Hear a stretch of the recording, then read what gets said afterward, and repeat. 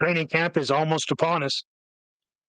I don't know about you, but I know I'm super excited for the 23-24 season, even though it's been kind of a quiet summer, Unexpectedly quiet. perhaps too quiet. Dylan and Chris from the Armchair GM podcast, we're going to get into it.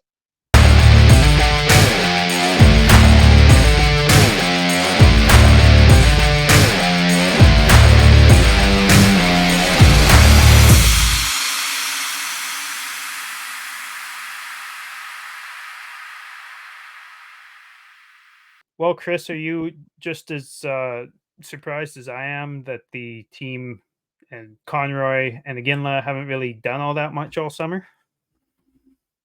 Well, yes, we heard a lot of big talk from Craig when he first took the podium, when he was announced as the GM. I've seen zero action. Am I surprised by that? Yes and no. I'm kind of in the same boat, man. Like, it makes sense because we've heard so much about how the offers for specifically for Hannafin and Lindholm have been maybe a little bit low, and there's time, right? Like, if it were my choice, my preference wouldn't be having guys who don't want to play on the team or don't see themselves having a future with the team on the team, like, Yeah. period. Now I think Lindholm ends up extending, but Hannafin's as good as gone. It's just a matter of when.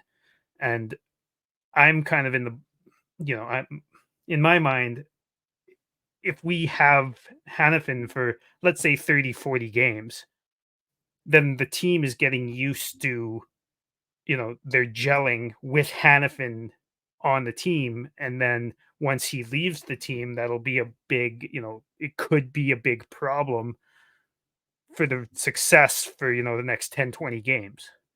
So I'd rather it start off without him. I mean, obviously it would be ideal.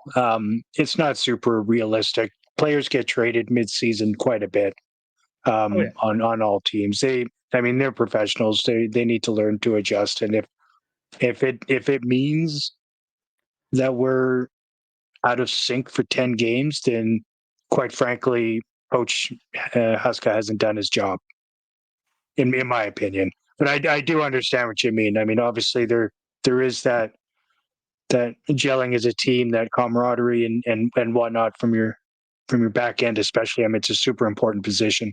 Yeah. And so and also he logs a lot of minutes, right? So players are going to have to be ready to step up on those minutes. And um, obviously one of the only ones that won't be able to do that will be Anderson, because he's going to be playing more than Hannafin as it is, I believe. Yeah. I think Uyghur probably will be too. Yep, I think Uyghur's going to be a big part of this team next year, and well, for a few years, to be honest. He's really proven himself to be enjoying his role as somewhat of a leader. We'll see if that translates into some positivity for next year. Yeah, We'll and see. he doesn't seem to have a problem saying what's on his mind publicly, which is a breath of fresh 100%. air. Yeah, I I mean, look, he made mention that Calgary needs a new arena, and then within 10 days, I think it was, they announced it um, with the mayor and everything. So I mean, he gets shit done. right. He's like the that was easy button. All he has to do is talk, and all of a sudden that Right. was easy, and things get done. Yeah. Um, Yeah. Where the hell was that 4 years ago? yeah, that would have been nice. Um, it was being stifled because the coaching staff and people weren't letting Kachuk become a leader. That's right. Anyways, um, so I think considering there's not all that much to talk about, because nothing new has happened since pretty much since the Sharangovich trade. Um, I think what would be good is to do a little bit of projection. maybe not for all the players on the team, just because a bunch of them won't, may not be on the team at the end of the year. Uh, Probably won't be on the team to start the following year. So maybe just doing some projections for a few of the players that we see being on the team um, for the foreseeable future. What do you think? Yeah, I like it. I bet you we have two different lists as far as that goes. Uh huh. Probably. Actually, we probably don't. We probably don't. Well, there's probably a couple of a couple of differences, but Yeah, there's definitely probably a couple of differences on who we'd like to be there, but maybe not so much on who we think will be there. that's true. Um, Unfortunately, those lists are different. yeah. Yeah.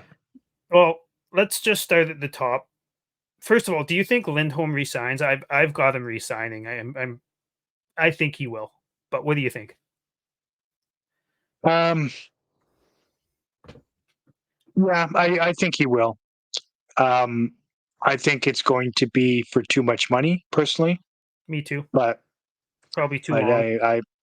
yeah, yeah. Calgary's known for those 6 to 8 year contracts, which not saying that he's not going to be a productive player in 6 to 8 years, but he certainly, in my opinion, won't be worth the 8 to 9 that he's projected to be making. You're I don't know. 6 seems good to me. I'd be okay with 6. I'd be frustrated with 8, but 6 seemed would be perfect in my 4 would be perfect in my mind, but 6 would be That's right. tolerable. I'd be okay with 6. Yeah, Then that way, his contract, Kadri's contract, come off at the same time. that would be You know, nice. that's that would be a big chunk of change, right? Yeah, I mean, 2 big, not big, but 2 the top 2 centers on the team probably would still be the top 2 centers on the team, and depending on how guys like Zeri and um what's that kid's name we just drafted, Hanzek, how they come up Anza. and what kind of positions they end up playing, because they can both play the wing, but they're both natural centers, I believe. Yeah. Coronado too actually plays center, but is a natural winger, so you never know. Yeah, that's Um, kind of like Dubé, right? He can play center. I prefer him on the wing. yeah, I do too. I'd like him to work out on in center, but he's definitely better on the wing. Um, Yeah.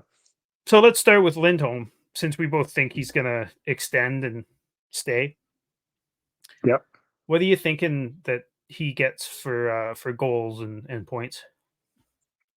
For goals, um, I mean, he's only been 30 or more in one season, and that was the 21-22 season where he had 42 playing with Gaudreau and Kachuk.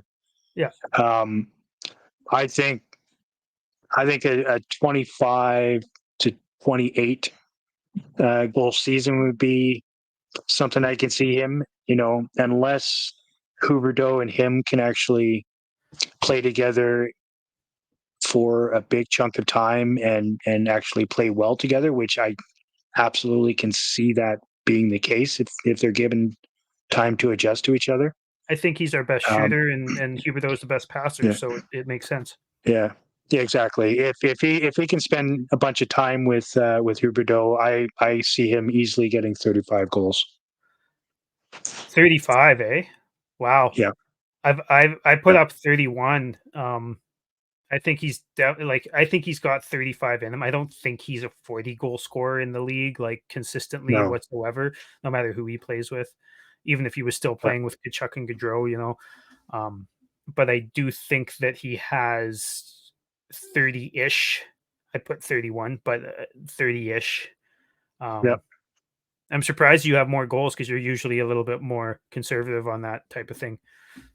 I am, but I really think last season there that was a huge mistake, pulling Huberdeau off that line so quickly. not giving him a chance to adjust to obviously a different style of play than what he had played his entire career. Yeah. And not they let Uyghur kind of get out of his funk. They gave him the minutes and whatnot, and he ended up being a really productive player by the end of the season. And I think the same could have been done with Huberdeau, and I think he would have been much more productive than he ultimately ended up being, even though he was coming on pretty good at the end of the season and Yeah. looking a lot better. But I mean, he was still playing with people that are not shooters, right? That aren't goal scorers. So Yeah, I think that's important for Huber though, is to have targets for his passes that will shoot. And I think one thing that's mhm. very um maybe underrated, an underrated reason as to why Huberdeau um didn't mix with Kadri so well is because they both want to carry the puck all the time. Yeah, As you know, you look at Gaudreau wanted to carry the puck all the time. So if you have a guy who wants to carry the puck and let the play, if you have two guys that want to carry the puck and let the play develop in front of them, then you only have one target. Whereas if you have one yeah, guy that likes to do that, then you have two targets, right? It just makes more sense. Um, yeah. I agree. so yeah, I've got him for 31 goals and 75 points. Um, not a point per game, but close to it. Yeah, I think he'll fall short of it too. I I figure somewhere around the 78 to 75 to 78 mark for points. Fair enough. Um, well, let's stick with centers and go with Kadri. Um, I was frustrated with Kadri because he definitely kind of I think he got in the same rut that the coach did last year, where he spent most of the season trying to prove a point against the coach Yeah, instead of actually playing the game. yep, Um, However, he did enough damage in the first 20 games that he was above his career averages. Everybody keeps saying, "Oh, Kadri needs to bounce back," and it's like, this is over his yep, career average. Like, this is better than about like what he did last year was already better than most of his seasons. It doesn't make sense. Uh, but exactly. I actually had him for the exact same stat line as far as goals and assists, which is 24 goals and 32 assists, 56 points. Hmm. Um, but I think it's going to be more spread out throughout the year. So he's going to be more consistent. And I think Yep. he's not going to be a minus 19, which, um, He freaking well better not be. yeah, uh, that's what I what do you actually see? I I agree with that. 56 is. I mean, it's even still a bit higher than what he normally would produce, aside from his his one season, right? Yeah. I mean, he only had one other year that was higher than 56, and that was back in 2016, 2017. Um, and that was he was even with 61 points that season, he was still a -7. So yeah, I feel like if he can be more defensive, but it's hard to say, right? Is Huska going to play more of a defensive style with these guys, or is he going to bring a new flashy offensive style, right? Yeah. In which case, if it's the offensive style, I can honestly see him being even less than that 56. I can see him being closer to like 49 to maybe 52 as far as points, because I think he thrives on more of a kind of a thug style of play opposed to finesse, right? Because he's not finesse. Yeah. He likes to crash and bang, uh, Yeah. per se, in front of the net and Hmm. try and get those dirty rebounds and stuff like that, Yeah. which also doesn't make sense for a guy who likes to carry the puck. But anyways, Correct.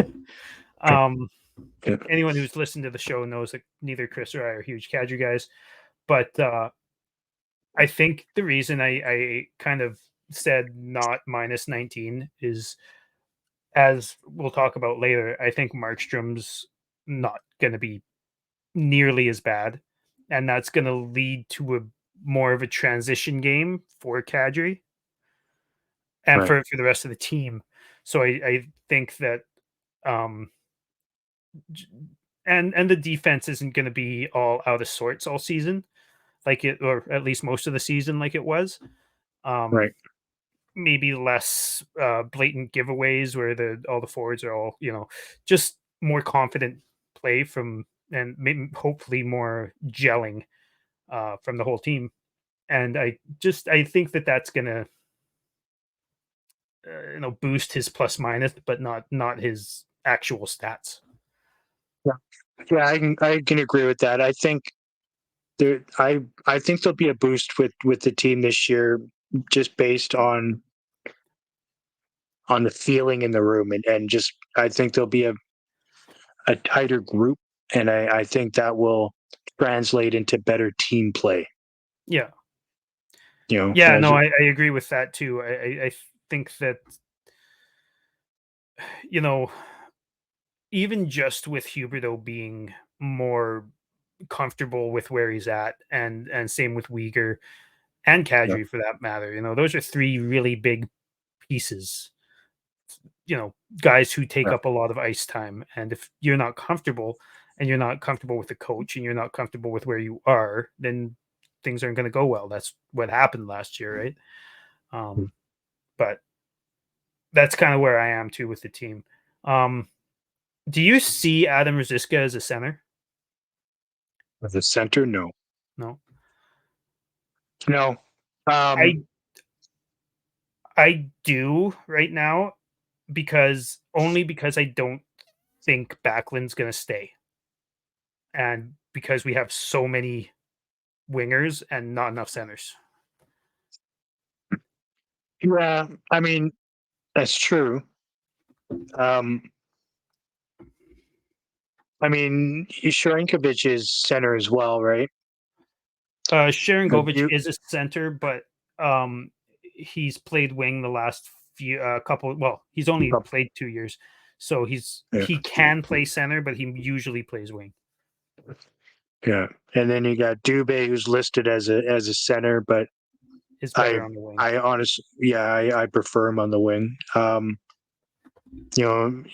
then, if we're putting Adam in Backlund's place, if you will, then we're limiting, the guys coming up as well, right? I think, yeah, but I mean, at this point, we need a fourth line center anyway. Yeah.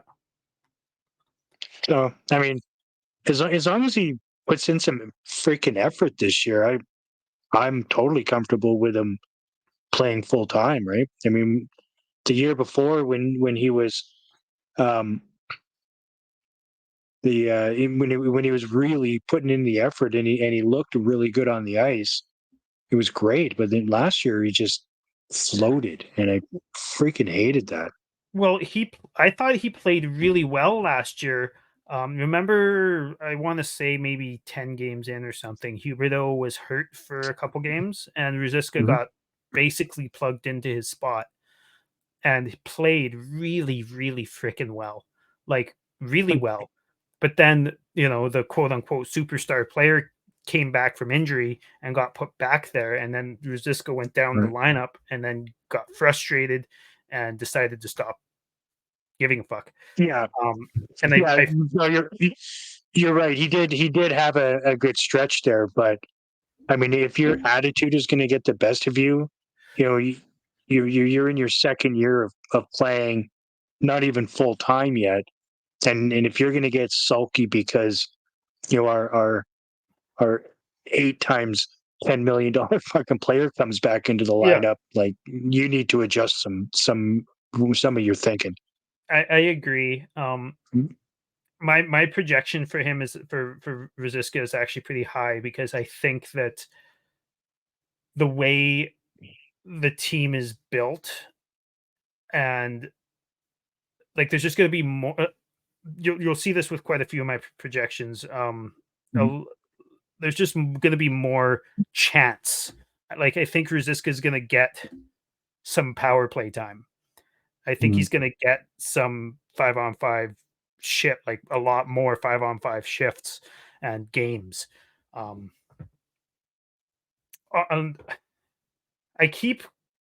I put 22 goals down, but I think I'm gonna go back on what I said there and say 18. Mm. 18 goals and around 45 points. I mean, to more than double his career high of 20. I mean, I can see him doing it if he can stay in the lineup long enough, right? Because he Well, he's played gonna 44 games last year, so I think he'll play at least 65 games this year. yeah. You know, if he can stay healthy, which he doesn't seem to really have an issue there. Yeah. I mean, 18 would be great production from him. I mean, that was pretty much where Dubé, sat. Well, I did sat the last two seasons was 18. And, if we can get 18 out of Adam, I'd be ecstatic. I couldn't agree more. And I do think I think 20 plus is possible for him. He is a very talented player. He He's is. shown some very, very silky hands, and Mm. he just something in his head isn't clicking. That's all. That's what's happening. And I'm hoping Yeah. it clicks, and I'm hoping that he gets the opportunity and gets. I think he's got 18 in him at least, which is a Yeah. career high, obviously. It is a Um, career high, but I mean, it's super doable for him.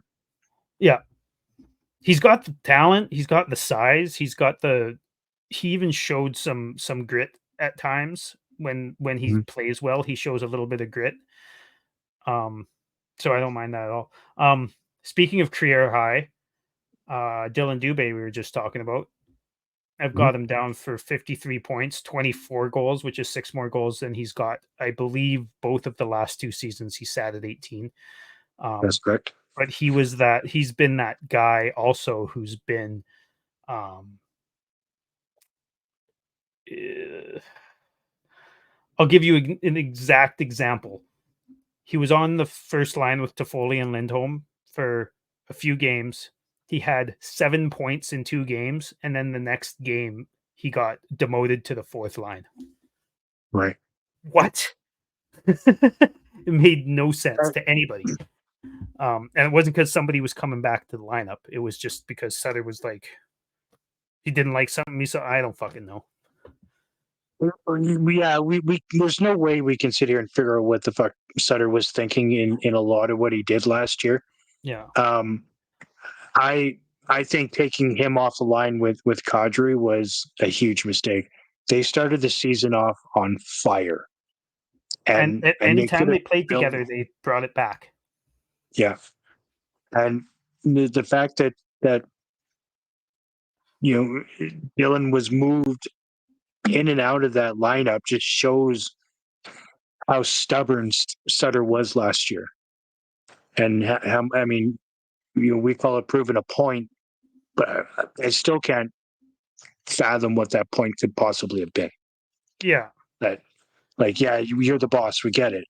Now let's go win some fucking games, and the only way to do that is to put players that work well with players. Like Put any players in halfwit knows positions to that. succeed Yeah. and then give them the chance to do so. Um, and I've been saying it for a couple years. Dubé's that guy for me who is on the cusp of breaking out and becoming like an actual full-time second line player, and he's really good on the PK as well. Um, Mhm. which I Yeah, like. actually, he did surprise me with that last year. He was looking pretty good there. Yeah. Um, when he first started showing up on the penalty kill, I was a bit skittish. I'm not gonna lie, but mostly just because it's unknown, right? Yeah. It was really this last season that started being a thing. Hmm. Um, Well, let's move to well, what are you thinking for Dubé for goals? For goals,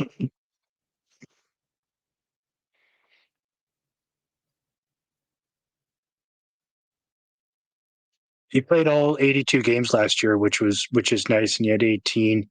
I think Husk is going to put him in a better position to succeed, and I think he gets 27. 27. You've got him Yeah, 3 more than me. I've got him at 24. I've got him at 53 I points, which would be career high. and you know how much I've shat on Dubé over the years. That's why I said I that like I said it. mhm. I really enjoyed watching him in a lot of games last year, which is something I had never done with him in the past. Mhm. I felt like whatever he did to prepare himself last off season was very productive, and I think will keep him as a middle six at the very least for a very long time. I don't see him spending any time on the 4th line, like, ever again, at least until I, he's in his mid-30s, you know? yeah, Um, yeah, that would be a I agree. huge mistake, and I think not only because he's from the area and he's, seems to be really like, I think he is a low-key leader on the team, even though he's young still. Um, the way Coronado talked about how Dubé, um, brought him in, and Peltier as well talked about how Dubé brought him in and showed them the ropes, and I think Coronado was staying at Dubé's place, and apparently he's just really good with the younger players. Um, so I think that not putting him in a spot to succeed and not letting him do so is going to drive him away at this point in his career, and I think that that would be a mistake because Yeah, we all know how much people players don't always love to be in Calgary. I mean, I'm in Calgary. I don't understand why they don't love to be in Calgary. I know. As far as cities go, I'm not a city person, but as far as cities go, Calgary's always been one I of the mean, only ones I've ever been to that I can spend any time in and not go crazy. I a couple of weeks ago I spent um, almost a full week in the Toronto area, and holy shit, I couldn't wait to get out of there. Yeah, should tell your family to move back to Canada to Calgary. Yeah, Canada. Yeah, Um, yeah. Um, I mean, he makes really good money there, so it's going to be a hard mhm. sell. Of course, So can't let's afford to live. mhm. Let's move on to a guy who's from the Toronto area, I believe, Andrew Mangiapane. Again, a guy that neither you or I are insanely high on. Had shoulder surgery in the off season. Uh, apparently, he was dealing with the shoulder injury for the vast majority or the whole season, even. Yeah. But Well, I mean, I don't know that should how improve his his shape. skating. Yeah, that's my biggest issue with him has always been falling over for no apparent reason all the time. But um, I think he's got more in him than we saw last year, but I don't think he's got anywhere near in him what we saw the year before. I don't think he's a 30 goal guy, never mind a 35 goal guy. I think that was a massive outlier, but I see him getting like 22, 25 goals, somewhere in there. Um, and pushing 50 points, but not getting there. I got him for 46 points, 22 goals.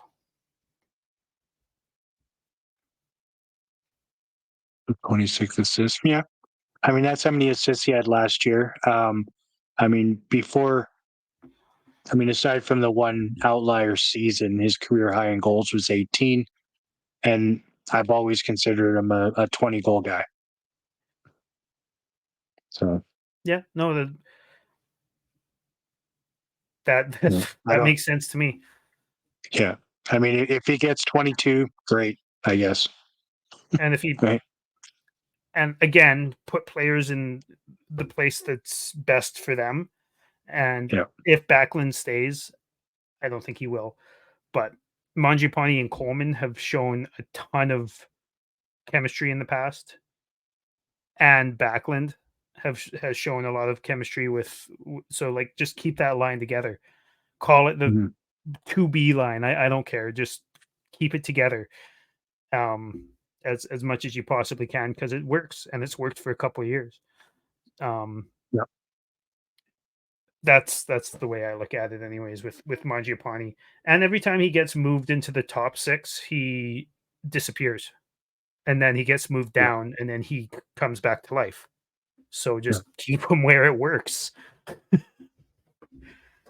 Yeah. That's right. He, was the recipient of a couple of players that played really well together last year when he was playing with Dylan and Nazem. Yep, I agree. Um, so At the start of the year, but I don't necessarily think that he should be on the line with them again.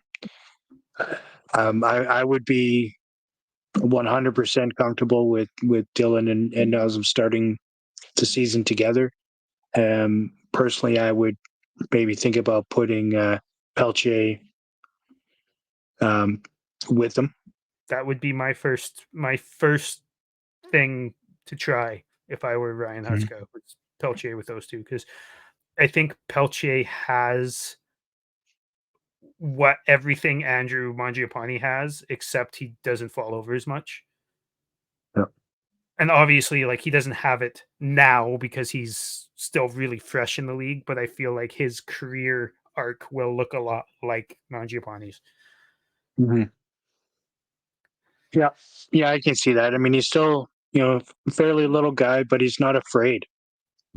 Yeah, Um, he's not afraid to get dirty out there. So I was pleasantly surprised with what I saw from him last season. Obviously, I've seen him, a few times when he's been playing for the Wranglers and the Heat, but to see him actually in the NHL, I thought he did quite well. I didn't really see anything really negative in his game. I didn't see a reason to Or take him out of the lineup once. not at all. No, not at all. No. What do you have Peltier down for? For points, eh? So last year he had 3 goals, 4 assists in 24 games. I Really think spread out games. yeah, yeah, and really didn't really have any time to stick on a line and um, get acclimatized to having line mates. So I can see him getting. I'll say I'm going to say 12 goals. And Not that's bad. going to be conservative because I don't know that he's going to play more than 50 games this year. I want him to play at Really least interesting. 65 to 70. Um, but I feel like there's a lot of guys that are coming or trying to steal jobs away this year that are going to get a legitimate chance. Um, so I think if anything, it's his position to lose, and I don't I don't think he's going to. I mean, he seems to have a lot of drive, a lot of heart. So I think he'll stay, and I'd like to see him play a good 70, 75 games. And, Me too. So Like, I don't see him playing all 82. Like, how many did you say you see him playing? Like 60?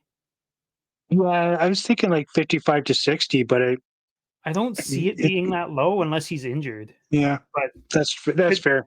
even if he gets moved down the lineup, I don't see him getting removed from the lineup for 22 games. I Yeah, can't see it. But yeah, never know. yeah, So you that's a had him good for point. 12, I 12 mean, goals. yeah, and I think if he's able to play, 65 to 70 games, then I would put him up closer to 16 goals. Okay. I had him for 16 goals. That's that was kind of the mid range of where I thought. So I just put it right there at 16. 41 points, so 16 goals, 25 assists.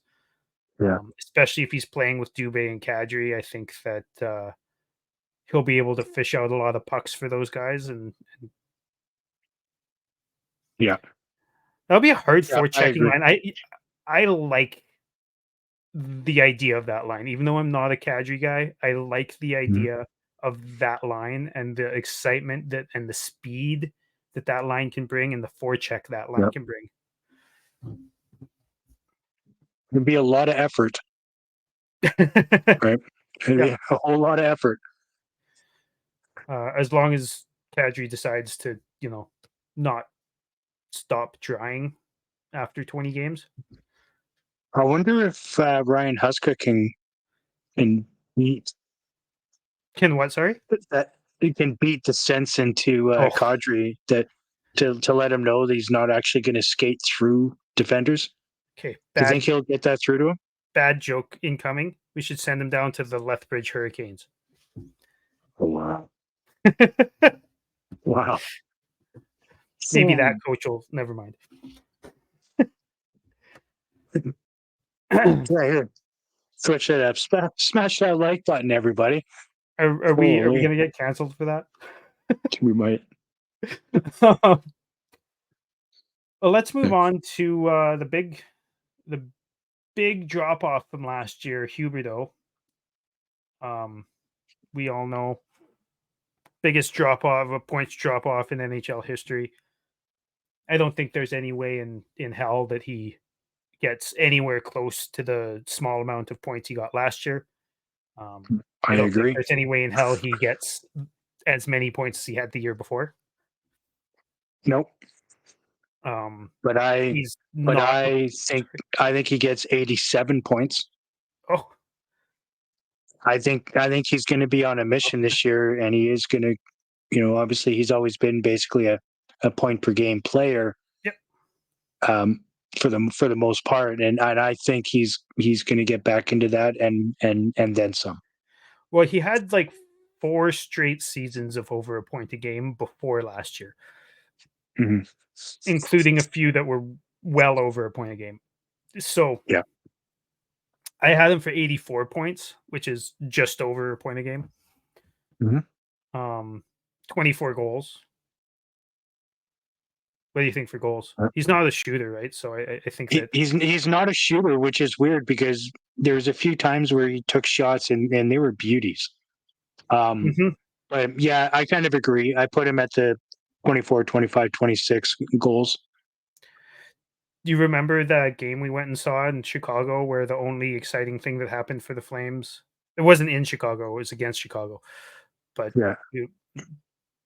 Huberdeau just absolutely put on a goal scoring clinic with the one goal he scored there. It was absolute beauty, and then the whole rest of the game was just absolutely terrible.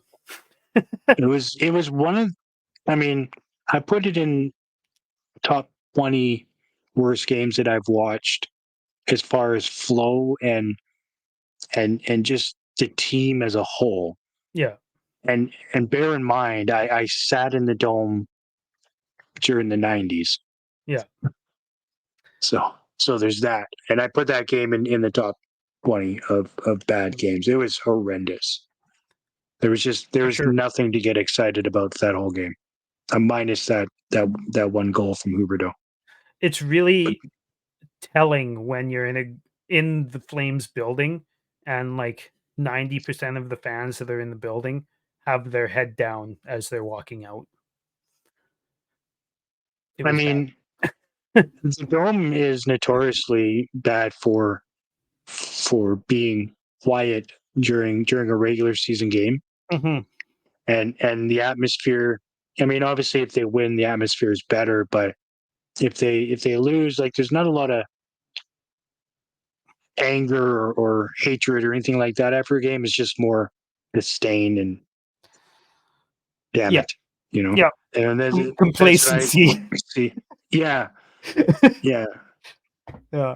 It's a weird dynamic. If you leave like like some other arenas, it's different. It's definitely different. Absolutely. So interesting. You've got him for a couple more points than I do, but we're in the same range, 84, 87. That's Mhm. good. Um, let's move on to the new guy, Igor Sharangovich.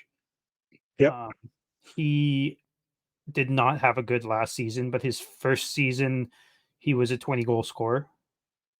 Yep. Um, last season, he wasn't given a whole bunch of opportunity because of that honestly, absolutely stacked lineup in New Jersey. Yep. Um, but I don't think he's going to hit 20. I think he's going to get 18. But Yeah. for I the mean, price point, that and his age and where he's probably going to play in the lineup, I think that's pretty fair. And 41 points, I think that's fair. I think that's fair. So you have him on the third line, I presume, or fourth? I have him on starting on the first line and Really? being that Dubé from last year, where he's moved up and down, never has really a constant line. He's going to be moved up and down a lot, I think. Um, partially because of his position flexibility and the fact that he can play center, play left, play right, play whatever. Um, so I think he's going to Yeah. get enough chance to get 18 goals, but he's not going to be always on the top line or always on the second line. Mhm. Mhm. Yeah, that's fair. I assume, I know we've already talked about both of them, but I assume, do you have Huberdeau playing with Lindholm? Oh, fuck yeah. Yeah. Yep. So you've got, huh, and you got Igor playing right wing then I've got Igor playing right wing when he's there, which is when he's there. Yeah, he played right wing in his first season when he scored 20. I think it was more than 20, but I can't remember off the top of my head. yeah, 24. I think it was. Yeah. Yeah, Um, 24. Yeah. so I think that he plays right when he's up there. And I do think that they're going to try Mangiapane up there because they always fucking do. I think they're going to give, Peltier the odd shift up there just to see. They're going to play Dubé up there probably a couple times. I think they're just going to give Lindholm and Huberdeau all that time, and then they're going to give Yeah. other guys that time rotating, which I'm not a huge fan of, but I just don't see anybody on the team who naturally fits there. Yeah. Yeah. Yeah. Not at the moment. That's what we've been clamoring for quite a while. Yeah. You know, unloading, say, a Noah Hannafin to bring in a true top line winger. Yeah. But Is what it is. I mean, Toffoli was not a true top line winger, but you know, produced like it. Neil yeah, was a true first line winger, and then didn't work out whatsoever. Stopped giving a fuck once he got the paycheck. They have yeah, tried. They've tried. Hoodler even was a right winger that was working pretty good for the 1 year. They've tried, but it just never works out for very long. yeah, yeah. um, where are we? So That's very Sharon true. Govich. What do you have for how many do you figure he's got, Sharon Govich? Um, I think he's going to be around the 18 goal mark, So same as me, and, yeah. and 18 goals, and I have him at around 43, 45 points. Yeah. Yeah, that's I think I've got him for 18 and 41 points. So I think the fan base will be happy if he gets 18 goals. I do. Great. Yeah. Um, Yeah. Last forward on, I believe this is the last forward on my list. Mhm. Walker Dewar. Walker Dewar, who came in last year and really,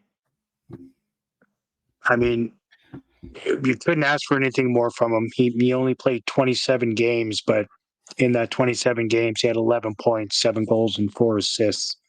Um, I I think he's going to be playing more than double that this season coming up.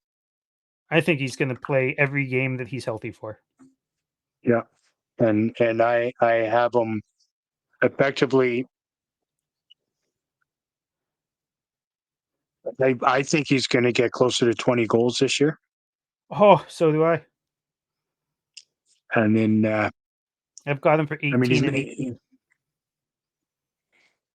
18 and 18. That's funny. So I have him at 20 and 24 because I think he truly makes at least fourth line players better when they're with him.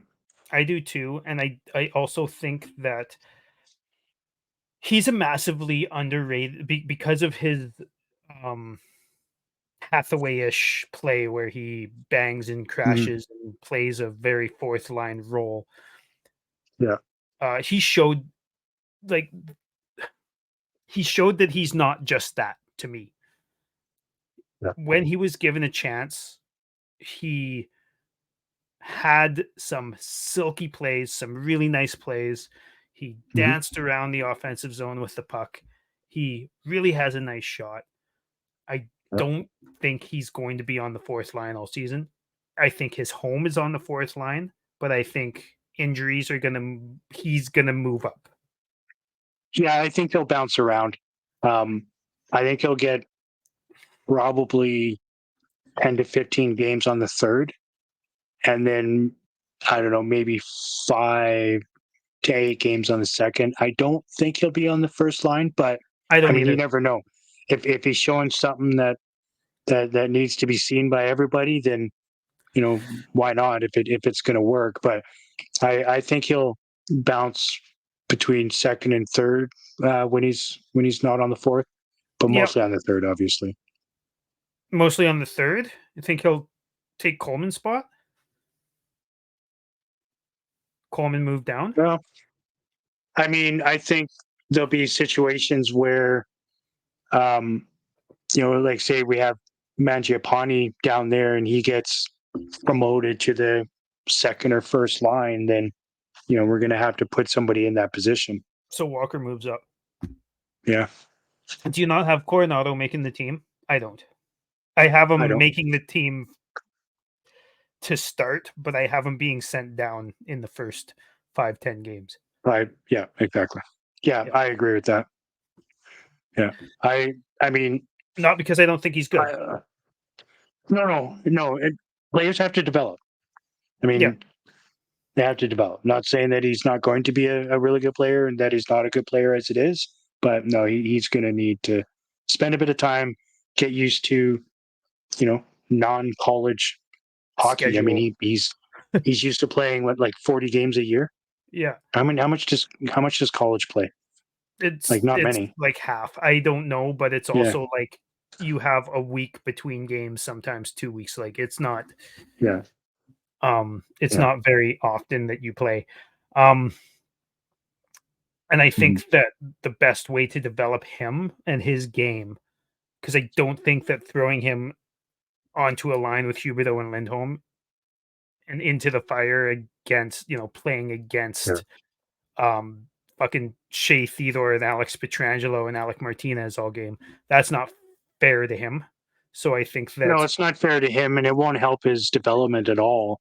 And neither exact will the fourth line, right? exactly. So first line in the minors. Yeah, I I think agree that's with the that. best place for him for the first year at least. Interesting. Yeah. Okay. But yeah, I find it really interesting that you had Dewar for more than me because I thought that my 18-18 was a hot take. I really did. I thought that. I I mean, I know not everybody shares my enthusiasm, but I really saw something in him that seemed infectious for his line, and I really appreciated. Obviously, it was near the beginning of his time last year when he first few games. It was just like, holy shit, look at this guy. Yeah, I was actually quite surprised, and that was during the time when Luch was really having a hard time, and you could tell he absolutely loved playing with him because he dragged Luch in. yeah, he really did. Yeah, Yeah, I it agree. was really something to see. Can you believe we've had 7 months without an NFL game? Crazy, right? Well, good thing that's over.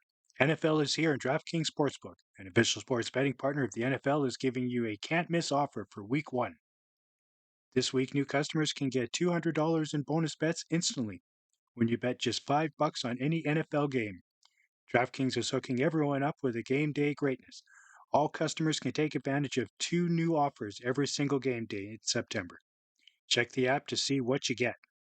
Download now and use code THPN to sign up. New customers can take home $200 in bonus bets instantly just for betting $5. That's code THPN. Only on DraftKings Sportsbook, an official sports betting partner of the NFL. The crown is yours. Gambling problem? Call 1-800-GAMBLER or visit www.1800gambler.net. In New York, call 877-8-HOPENY or text HOPENY. That's 467-369. In Connecticut, help is available for problem gambling. Call 888-789-7777 or visit ccpg.org. Please play responsibly. On behalf of Boot Hill Casino and Resort, 21 plus, age varies by jurisdiction, void in Ontario. See dkng.com/football for eligibility, terms, and responsible gambling resources. Bonus bets expire 7 days after issuance. Eligibility and deposit restrictions apply. Well, I think we should get into some defense here, Chris. I don't see us ending the season with anywhere near really the same decor. I don't think Hannafin is the only defenseman that gets traded. Um, but I'm only gonna project out Anderson and Uyghur because I just the only two that are relevant enough to talk about. I think right now. Um, don't tell Zadorov I didn't call him relevant, please. Everybody everybody just hates on Big Z. I don't know why. I think I'm like in the minority. I think a lot of people are just in love with the guy because he hits hard, which I I'm like. not Don't a, get me wrong. I'm a huge fan of that. I'm not in love with the guy, but I appreciate what he brings, and I also appreciate his attitude and his Straightforwardness genuine, toward, yeah, yeah, his straightforwardness and his he seems very genuine, and happy to be playing for the Flames. he does. I mean, he was like one of the only two guys to say he wanted to stay at the Mhm. end of season meetings, and it was him and Toffoli. Funny enough. Yeah, right. um, well, let's start with Rasmus Anderson, who Rasmus Anderson.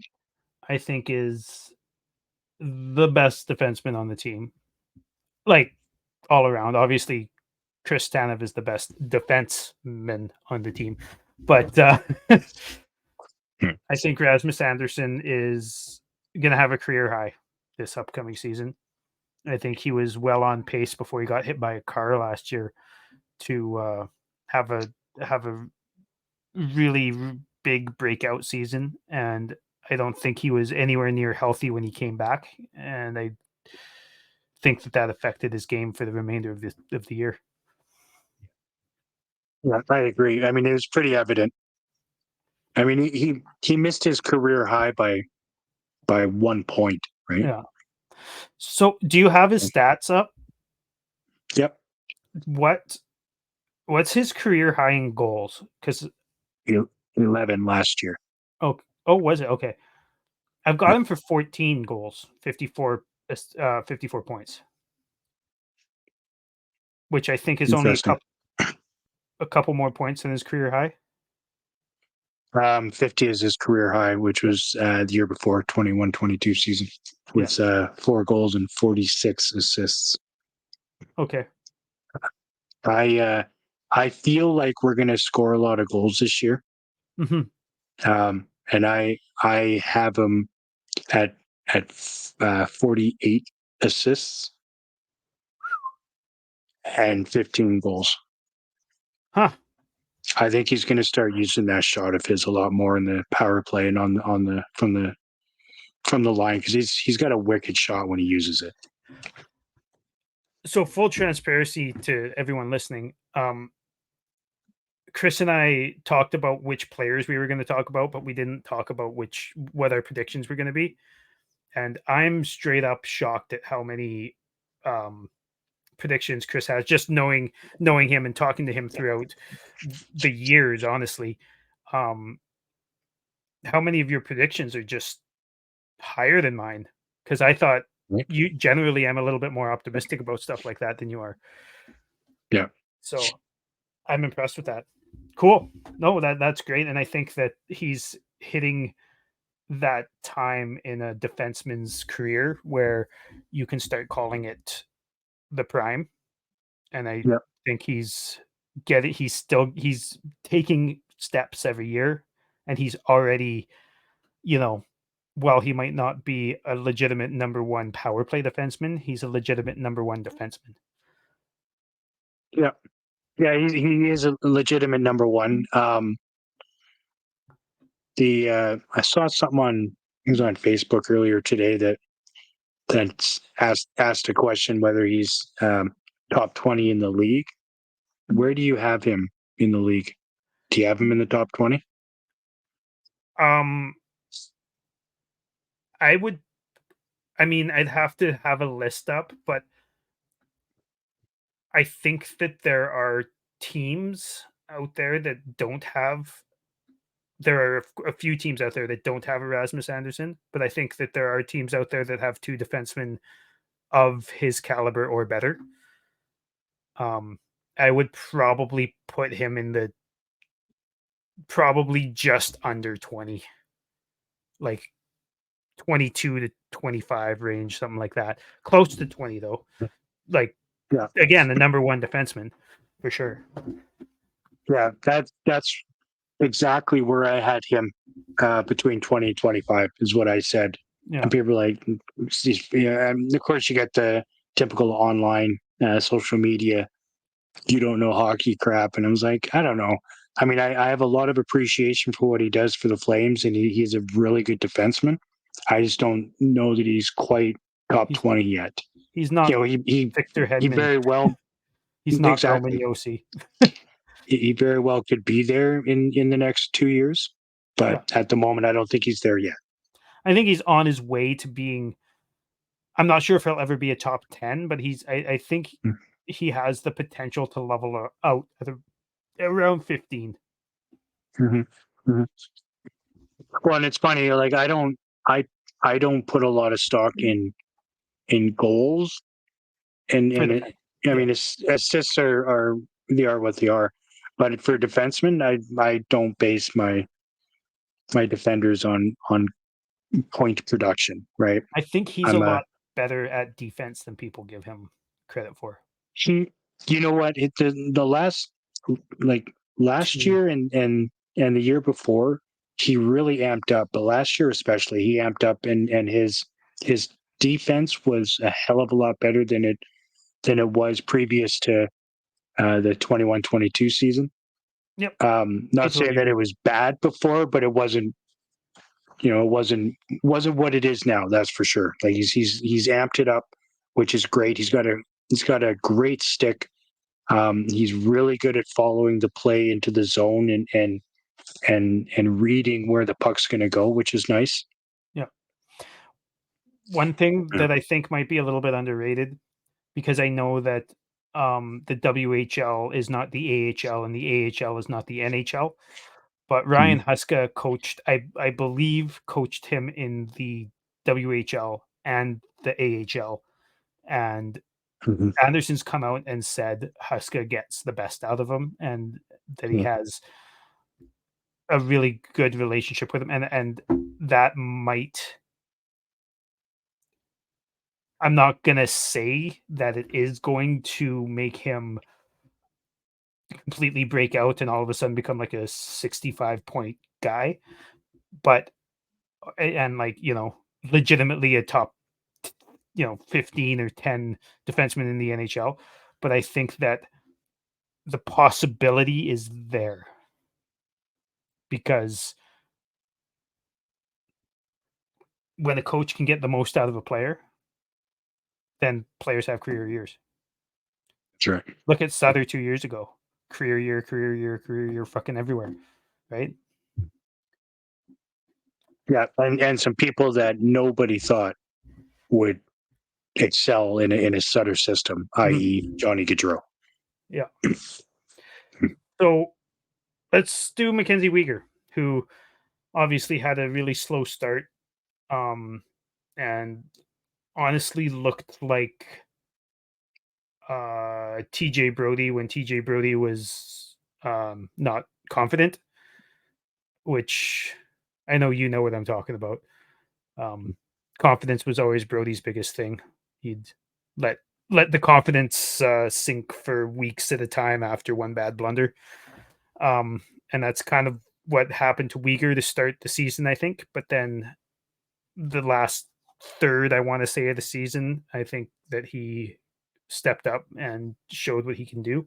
And I think he's going to have pretty much an entire season just like that. I do agree. I think I think we have ourselves a very strong candidate to be wearing a C. He's carried himself off ice extremely well Yep. this off season. He was clearly one of the leaders in the room and on the bench during the play last year. Mm-hmm. And he, yeah, I think he's only going to get better for us this year. Mm-hmm. I think he's gonna at least continue where he left off at the very least, in my opinion. And he's going to play a lot of Hannafin's minutes. Yeah, Yeah. yeah. I mean, his last year was he played less minutes last year than he did the two previous seasons with Florida. And those were his two Obviously, best years. yeah, and obviously a lot of that had to do with obviously his production at the beginning of the season, as well as having Hannafin and Rasmus eaten up, you know, way more than 20 minutes each, right? Mm-hmm. So I I think I think he's going to get back in around the 22, maybe 22 and a half minutes per game, and I think with that he's going to end up with closer to 45 points, which will be Career high. a career high. 44 is his previous career high. Yeah. That's funny. I had him for 45 points as well. I had him for 10 goals, 35 assists. Yep, that's pretty much exactly what I was thinking too. I would put him at a career high for goals and points. So Yeah, it would. Because what's his career high for goals? Like 8? 8, yeah. Yeah. Interesting. Dead on. Dead on predictions for us. So I didn't do Vladar because I don't think he's going to be on the team. He's going to play some games for us. He is going to, Mhm. but he's not going to be on the team past the trade deadline. I think that would be a big mistake if he was. Not because I don't like him. I like Vladar, but Mm. I like Wolf more. um, but According to half our fan base, Wolf is the starter for this season. let's not do that. How many? Let's start with Wolf. How many starts do you have for Wolf? many starts do I have for Wolf? Yeah. 10. Okay, I got 12.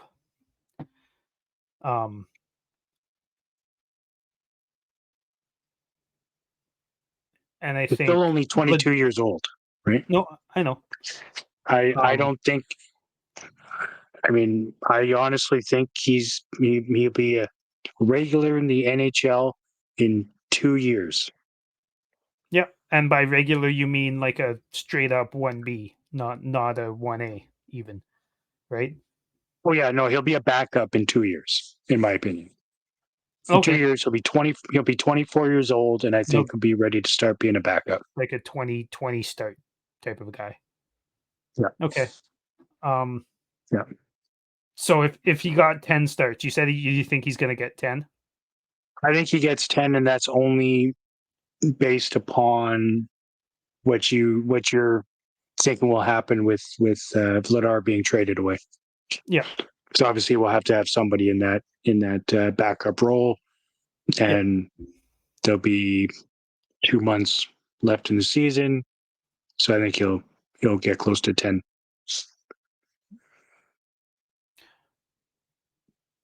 What's your how many wins do you figure he gets out of 10? Unfortunately, I think he gets 8 of them. Unfortunately, Yeah, it's unfortunate your 22-year-old backup goalie gets 8 out of 10 wins. because it'll be a huge controversy that he's not still Mm, not the backup the year after. ah, I I want see. I want him to do well. I really do. I don't. I really don't think he's ready. He played Fair. the one game last year, and I didn't think he looked good. He was positionally out of place a lot. I thought he was in the first period, and then the rest of the game, I Yeah. thought he really uh, looked He better. settled down. Yeah, he Yeah, definitely looked better, but I mean, he just to me showed that he just isn't quite ready, yeah, which is fine. Like I said, he's 22 years old. yeah. See, I've It's a got him it's for a huge stage. yeah, I've got him for 8 out of 12, not 8 out. You've got him for 8 out of 10. I got him for 8 out of 12. Yeah. Um, which is honestly like if your third goalie gets you 8 out of 12, Yeah, you're happy with perfect. that. Um, Yeah. and like his stats, I did the goalie projections with stats involved as well. Um, I don't know if you did, but I nothing jumps off the page. 908, 255 Mhm. average. Um, and he's going to play against um Chicago, and he's going to play against San Jose, and he's going to he's not Anaheim, maybe not Anaheim, but he's going to play Mhm. against those teams, right? Yeah. So I think Yeah. that he'll get the wins. Also, the the Flames players, even though it's like a whole different team, but Flames players tend to play better in front of not their starter, and they have for fucking 30 years. I mean, I was looking at that. I was having a conversation with I know your your buddy Clay. I've been Yeah, online friends with him for quite some time. So I was having a chat with him about that, because he was saying that Markstrom took more shots against than Vladar did, but that's actually not the case. like shots per game, you mean? Yeah, and Yeah. I felt like Vladar faced more quality shots as well as Oh, do more you? shots. Hmm. Yeah, Markstrom played like absolute trash last year. Oh, he absolutely The did. goals that he was letting in were just unbelievably weak. Yep. It was like And so the Edmonton I just series. yeah, absolutely. Like he was still, I don't know, like sulking, or like it messed him up that much. Like, fuck, get over it. Be a professional and let's go, right? Couldn't agree more. I honestly think that Vladar had way better grade A saves and had just played. I mean, obviously, I know their save percentage and goals against average were pretty comparable. Yeah. But I feel like Vladar had um, more scoring chances against him than Markstrom did. Huh. Fair enough.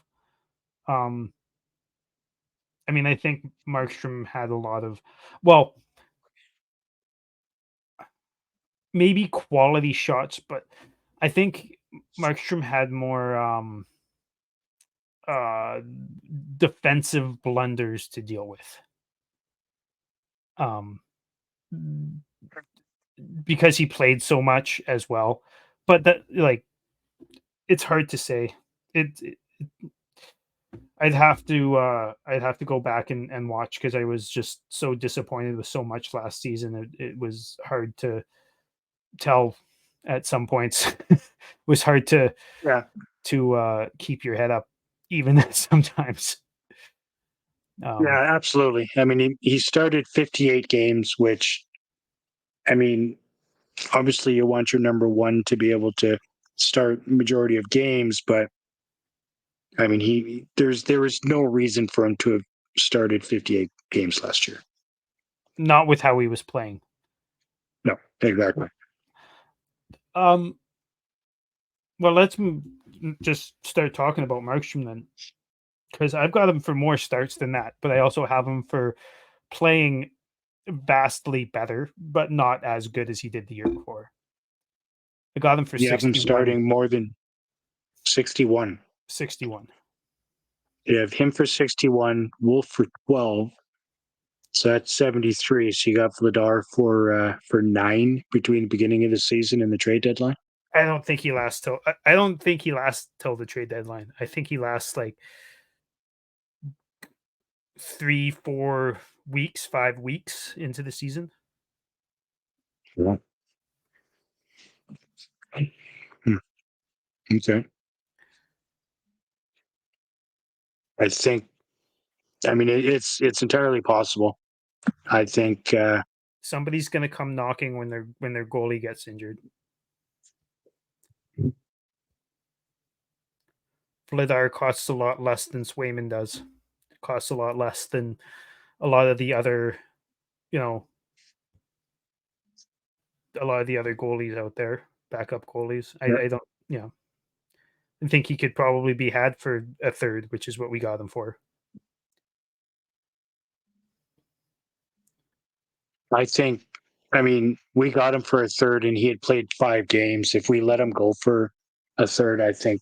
If we let him go for the same that we got him for, I think that would be a mistake. You think so? Yeah. I Fair mean, enough. like I said, we paid a third, and he had literally had 5 games in the NHL.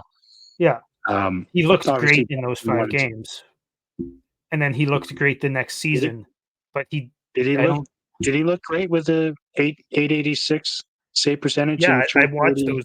I goals a game? watched him, I wanna say 3 of those games I watched when, he first got into the NHL, and he did play very well.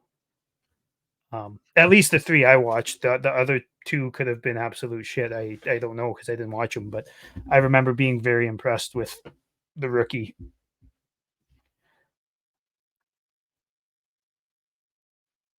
Okay. Um, but, you know, the other thing is, you know, he had a really good season, backing up Markstrom on the season Markstrom almost won the Vezina, and then the next year Yeah. Vladar sank just like Markstrom did. So it's not like not just like he didn't sink as much as Markstrom did, but he sank. He wasn't as good as he was the year before, in my opinion. Um, so you never know. But how many starts do you have Markstrom for? From I have him uh, slightly less than what he had last year. I have him at 56. 56. See, That's what I want is 50 to 56. That's what because and I want both Vladar and Wolf to split the other ones. But I Mhm. don't think that's how it's going to work because I think we're going to be in we're like I have us being wild card 2 for the majority of the season where you're going to need to play your starter. And he's going to play a lot better than he did last year. That's what I think anyways. Um Yeah, and I have I him have for this 31 wins, so missing. Really? yeah. So 8 more than he got last year. Yeah. 31 wins, 16 losses, 7 overtime losses, which I'm is sorry, how many games do you have him starting again? 61. Did I do that math incorrectly? No, I just wanted to see how close to 50% of those games you were. Just over 50% of the games he's starting, he's winning. Yeah. Well, that's not good. Um, We'll I need mean, more than that if we're going to 31, be 16, making and playoffs. 7. What's that? We're going to need more than that if we're making playoffs. Well, I think we're going to be second wild card, like I said. I think Yeah. it's going to be a rough go, but I think we're going to make it, and then we're going to pretty much just get embarrassed out of the first round. Mhm. But I don't know. I don't think 31, 16, and 7 is a bad record. I think that overtime is a joke, but that's besides the point. Um, but I do see him going 9-11 save percentage, which is vastly better than his last year and not nearly as good as the year before. So I kind of put it right in the middle there. Yeah, I mean 909 is his career average. Yeah. And he tends to I don't know if you like if you look at his stat line there, for the Mhm. majority of his career, he's kind of been bad, good, bad, better, bad, better, bad, better type of thing. Mhm. So I feel like this is the better.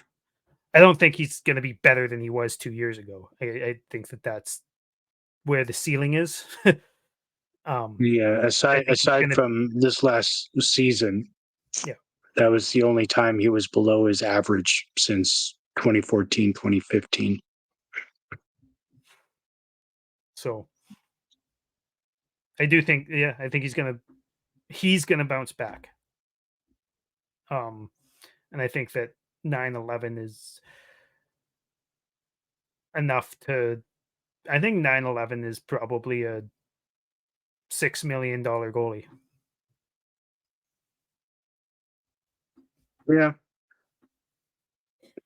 yeah. I mean, I have him getting back to his average as well. Is what I was thinking. Which is 910, 909. 909. Yeah. Yeah.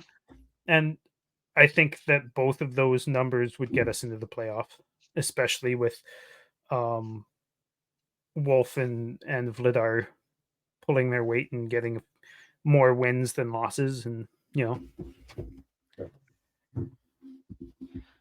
so I think both of those guys will get more wins. Like, I think all three of our goalies are going to have a winning record this year.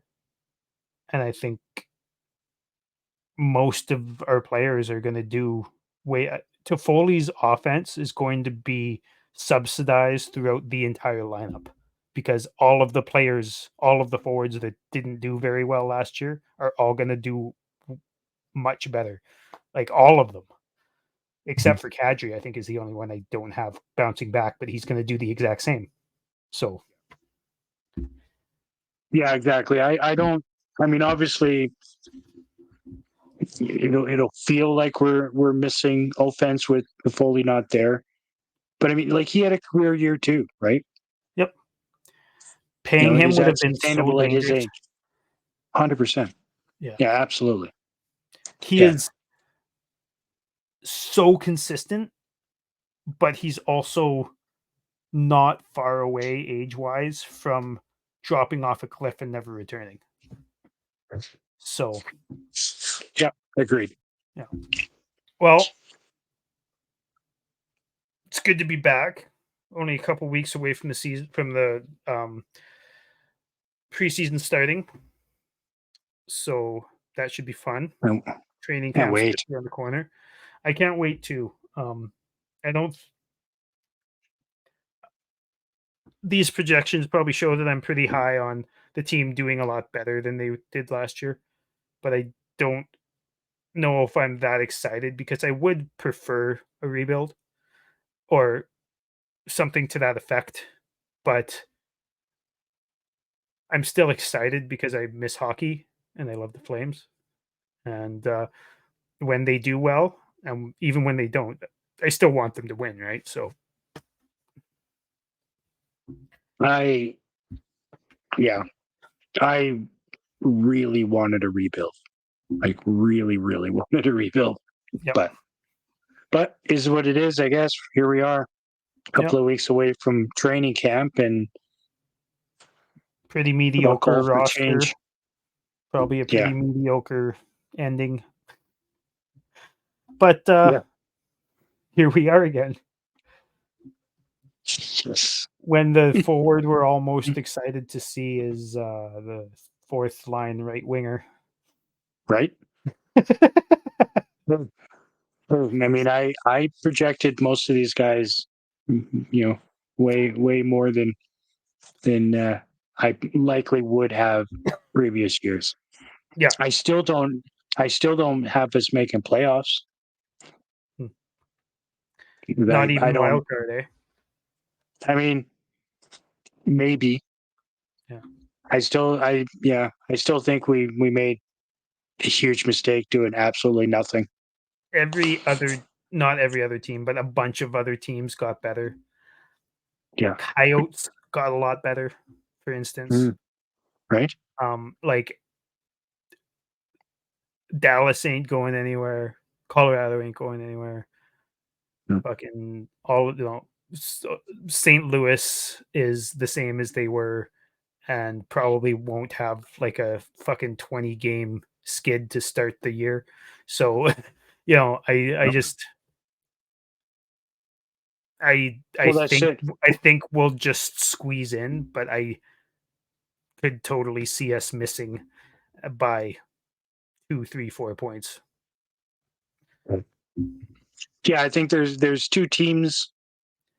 I think there's one team in our division that didn't get better, and that's San Jose. Anaheim got better. I Yep. don't think they're gonna make the playoffs, but they got better. I don't think. No, exactly. But like, are they going to jump over us? Oh. Vancouver, I think Vancouver and the Flames are going to be neck and neck for the third or for the second wild card spot with probably St. Louis and Arizona for most of the year. Right. Right. Yeah.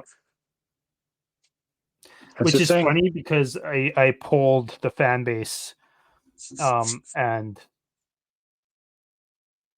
I think last time I looked we had 100 and I think it was 105 votes for us being top 3 in the Pacific and we had about 98 votes for being wild card and then both of the other options which were just missed the playoffs and missed the playoffs by a lot were like way less, which really surprised me considering how miserable the fan base has been all season or all off season. Well, I mean, I get it. We were told there was going to be things happening, and Nothing literally happened. nothing has happened. So I frustrating. when does Hannafin get traded? I'm saying Deadline. I want to say training camp, but I think it's probably going to be like 3 or 4 weeks in. Same as whenever Vladar, maybe same deal even. I still think Hannafin is a deadline trade. Yeah, I think that's when he stands to bring the best return. Personally, fair enough. Fair enough. Well, probably call it there and do another episode next week. Yep. Yeah. Yeah, Make we're sure back, baby. we're back. Excited for some hockey. Make sure to check us out on Twitter. Our handles on the screen there at Armchair GM _podcast. Sorry, it's X, not Twitter. Whatever. Come on, get it right. Elon Yeah, will have your hide. right. Check out Yep. the Hockey Podcast Network on Spotify, Apple Music, all that type of stuff. We're on there, and there's shows for most of the teams. Pretty good content. And check us out on Facebook, YouTube, all that type of stuff. Smash the like button. Welcome back, hockey. Welcome back, hockey. Go Flames. Go Flames, go. Cheers. Cheers.